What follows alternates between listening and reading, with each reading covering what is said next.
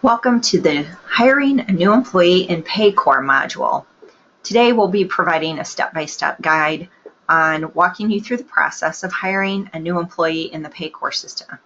I will also highlight some of the special differences that occur when we're hiring a priest versus hiring a lay employee.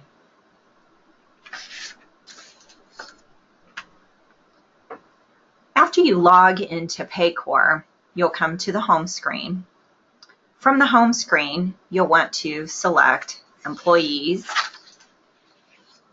and from the pull-down menu, choose Manage Employees.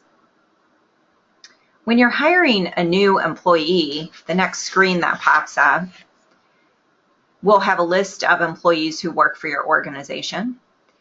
You will click on the button that says New Hire, and when you click on that, it will take you then to the Hiring New Employee first screen. So this first screen allows you to enter the employee's personal information. Any of the screens that we go through today, you'll see these orange asterisk. Those are required fields. So anytime you see those must be completed. The other fields are considered optional. However, I would encourage you to complete as many of the fields as you can on any of these pages. The more data we have in the system, the better. Once you complete the personal information page, you click on Next, and it takes you to the contact information page.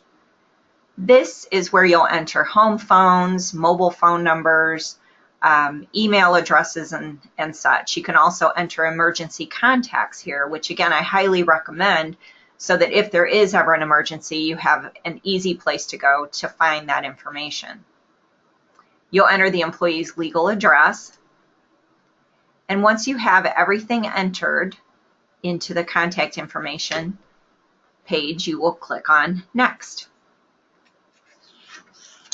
The next screen is for the employee's position with your organization. So again, the fields with asterisks are required. Remember to complete the Fair Labor Standards Act, the FLSA field. This is required.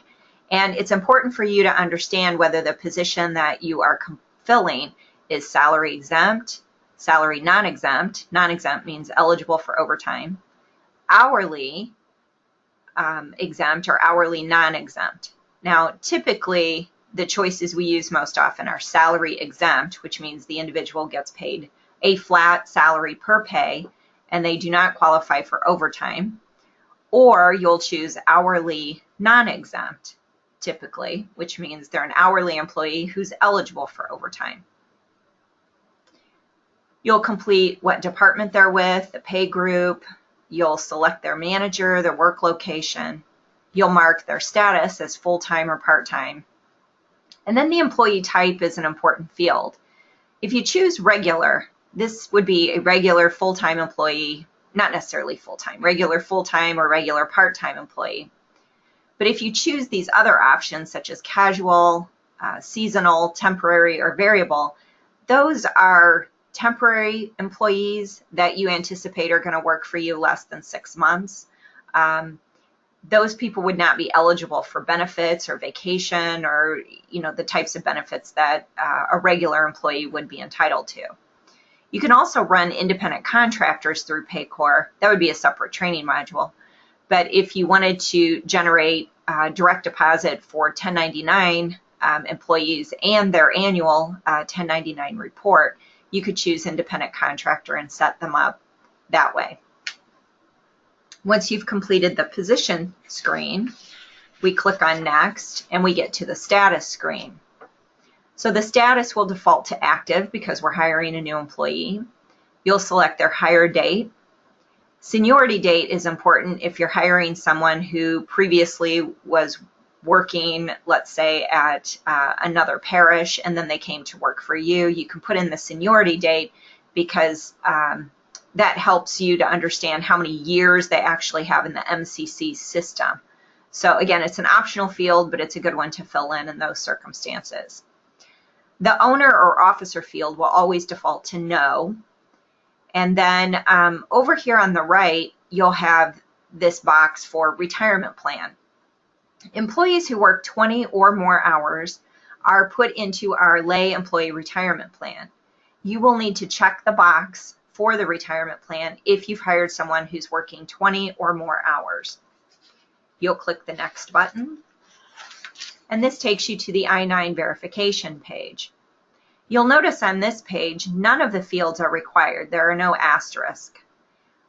What that means is the I-9 data that we collect must be collected on paper. We have to have the form completed and signed by the employee and the employer with verification of identification that the person is eligible to work in the United States. The Paycor system allows you to enter that data that you have on paper into the Paycor system. So this is optional. If you would like to collect that data and have it in Paycor, you certainly can do so. But you are not required to. Just make sure that you have everything on paper, you have it locked up in a locked cabinet for all of your employees. You'll click on Next, and this will take you to the direct deposit screen. When you get to the direct deposit screen, your new employee isn't going to have any accounts in here, so you're going to have to click up here in the upper right to add an account. Then the pop-up window shows up to add a direct deposit. So we need the routing number and the account number for the account that the individual wants their money put into.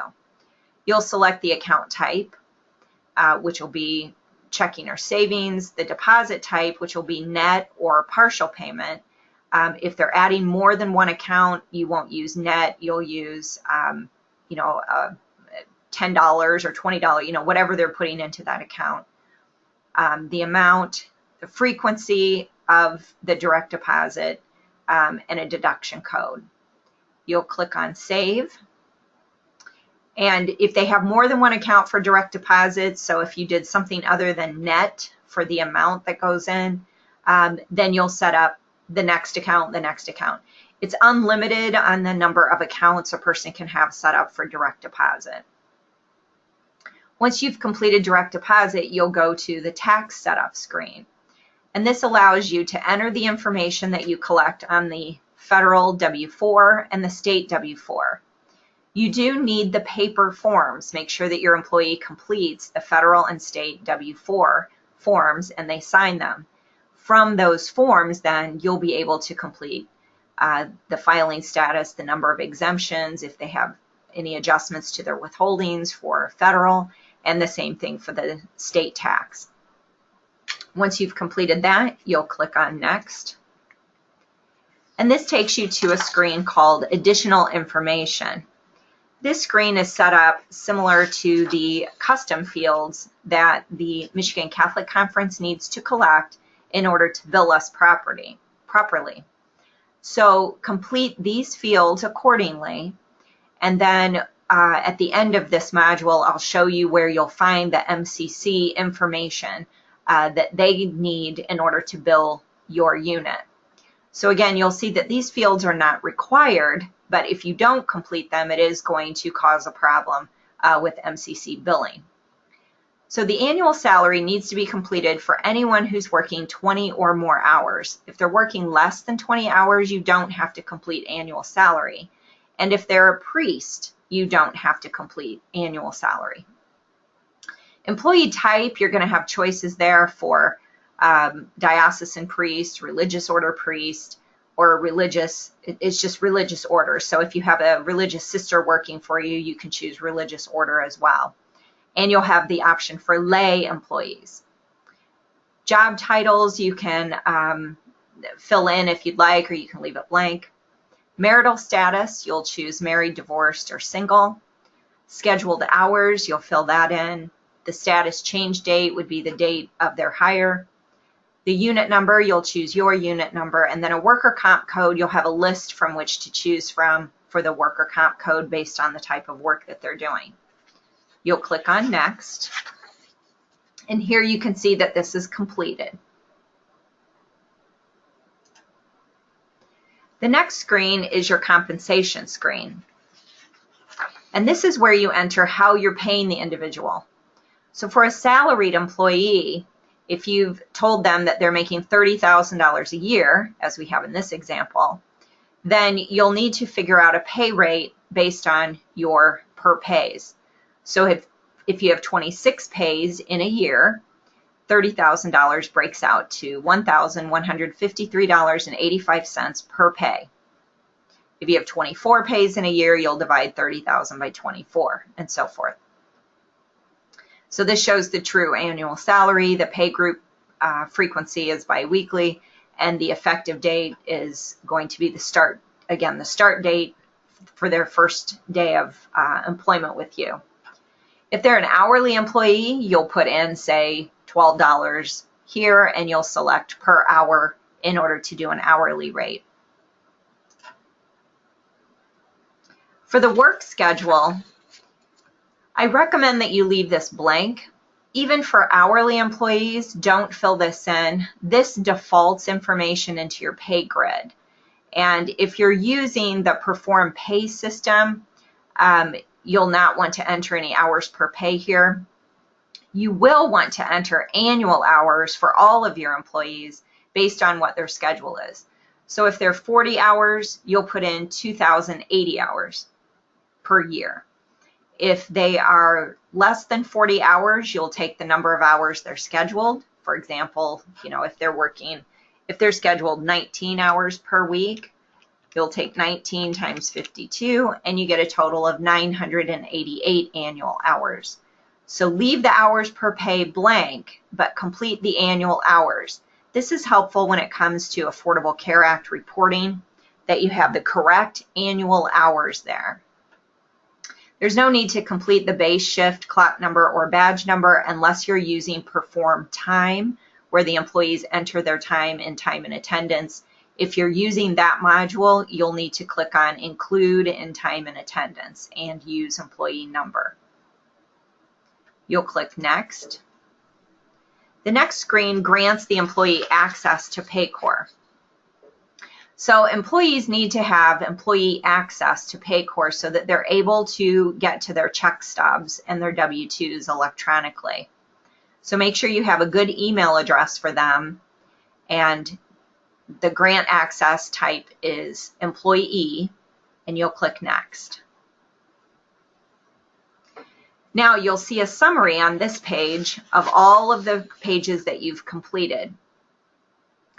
Once you take a look at this and see that everything is completed with a green check mark, you can click on the Hire button. If one of them has a red X and is incomplete, you'll click on that section and go back and see what was missing. It means a required field was left blank. You'll click on Hire, and then there's a few extra things that we need to do when we hire employees that aren't taken care of in the new hire process. So we're going to go back to the home screen of Paycor. We're going to look up our employee again, and this time we're going to type in the employee's name, and we're going to take a look at how they're set up in Paycor. So as soon as you hire them, you're able to go back in and see, okay, how are things set up? So for example, we need to look at their earnings, and we need to add an earning code. So employees who work for us who have 20 or more hours are entitled to a group term life insurance policy. Some employees may also opt out of our health insurance. And if they opt out of health insurance, they can receive cash in lieu. So that would be an earning that you would need to add separately here. So the earnings that are automatically added are regular and overtime for hourly folks who are eligible for overtime. We're going to click on the button up here called Add Earning, and you will see a list of earning codes. Now these earning codes are based on earning codes that have been set up in your company configuration. There'll be a separate training module on adding earning codes to your company configuration. But from the list of those that are added, we're going to look at the group term life over $50,000, which is a GL50 code. And we're also going to look at the cash in lieu code. So we're going to click on both of those earning codes. You'll see that they're selected over here, and you click on the Next button. To set these up, so for this employee, it's automatically set up, the GL50 is a factor of salary. When we configured the code, we set it up as salary times 2 because that's the policy we have here. 2 times the salary is considered the employee's payout for group term life.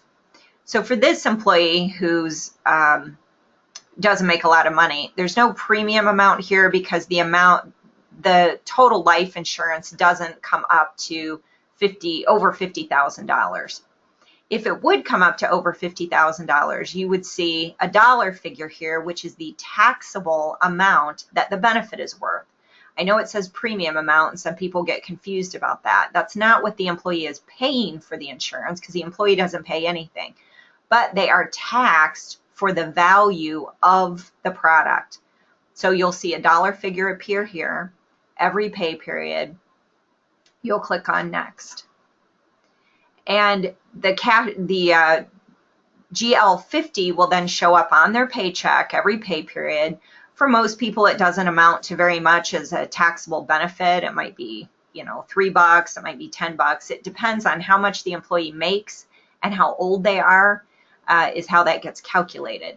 But it will calculate that taxable benefit amount, so it'll show up correctly on the W-2 and the taxes are appropriated correctly. For cash in lieu, this is the cash in lieu code. You'll have an effective date. Again, this should not necessarily be their hire date, but it's the date that the cash in lieu goes into effect, which is typically going to be the first day of the month after they start. Okay, so we would normally change this effective date, in this case, to November 1st. The amount, in our case, we have 26 pay periods and we pay out $1,000 cash in lieu. So $1,000 divided by 26 is $38.46 per pay. The frequency is every pay period, and it shows how this is taxed as income. You'll click complete, and those two earnings will have been added to the individual's earnings in their paycheck every pay period.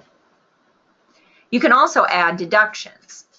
So if you have an employee who wishes to contribute to the 403B, or if they're participating in any of our insurance plans, the dental, the medical, or the vision insurance, you'll need to put a check mark next to these items to add the deduction and click next. Then you'll enter the information for each of the deductions. So this one starts with dental. Dental 125 and medical 125. 125 stands for the IRS tax code for section 125 eligible benefits. So dental 125 and medical 125, the way they're set up in Paycor, these deductions come out pre-tax, which is what most people want for their benefits. They want to have these come out pre-tax. It helps to lower their taxable income for their federal and state withholdings. So dental 125 is the code that we use. We are going to put in the withholding amount. In this case, this is just for family coverage, and it depends on how much you charge your employees for dental. Parishes can charge up to 100% of the cost of dental insurance. So you'll have the withholding amount, and the frequency is every pay period. The rest of it you pretty much leave the same, and you click on next. Then we get to the medical 125. You'll put in, again, the withholding amount. What is the employee paying their premium share per pay period? So this shows every pay period for the medical insurance that they chose. Now over on the right-hand side, you have the employer portion, the medical ER1. This you will need to complete for what does the employer pay every pay period for the employee's coverage. So in our example, we have an employee who has chosen single coverage. They pay $43.41 per pay because that's their premium share. The employer pays $245.96 per pay. That is the employer's share of the cost of the health insurance. Now, this is not a deduction for the employee. This does not come out of the employee's pay. I want to be very clear. This side does. This is what the employee pays. This side does not. This is what the employer pays. But the reason we need this field entered is so that for Affordable Care Act reporting, this will show up on the W-2 form as employer paid health insurance. So it's very important that you get these amounts correct. The employee contribution, this is what's actually deducted from the employee's paycheck every pay period, and the employer contribution for health insurance per pay period. We'll click on Next. This is our 403B deductions. If an employee is set up with a 403B, and they have to be set up in advance, make sure that they have talked to Prudential and have that account set up and bring you the proper paperwork for their employee file. But then they can select to have deductions taken out of their pay for their 403B. So you can set those up with an effective date. They can do a withholding amount, which is a flat amount, or a percentage of their pay, however they want that set, every pay period.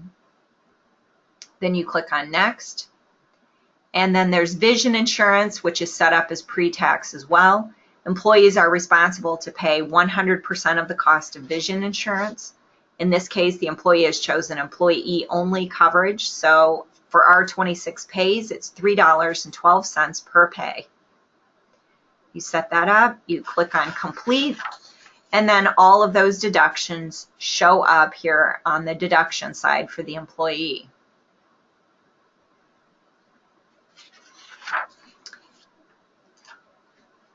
The next thing we'll need to take a look at are taxes. Now, every time you hire an employee, the taxes automatically default to the Social Security employee, Social Security employer, Medicare employee, and Medicare employer. Those automatically default with a little calculate button that's checked. So for all lay employees and deacons who work for you, you're going to have this check mark checked.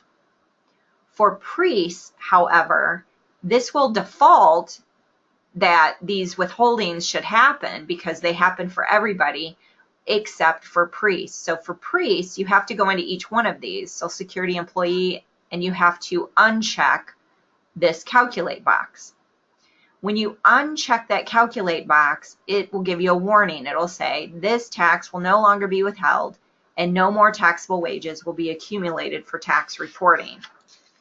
It's very, very important that you uncheck that calculate box for all four of these: Social Security employee, Social Security employer, Medicare employee, and Medicare employer. Priests are required to pay those on their own as for self-employment taxes. All right. But for all other employees, you're going to leave that calculate box checked, which is the default.